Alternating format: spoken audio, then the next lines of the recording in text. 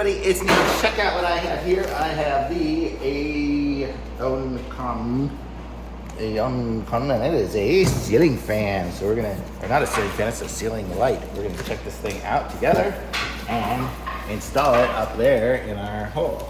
So here's the instructions for it. Oops, as I drop them on the floor.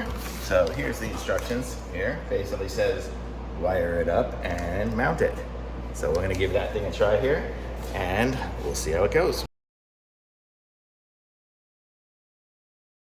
Okay, now we got it done. Let's see if it works. Oh, magic!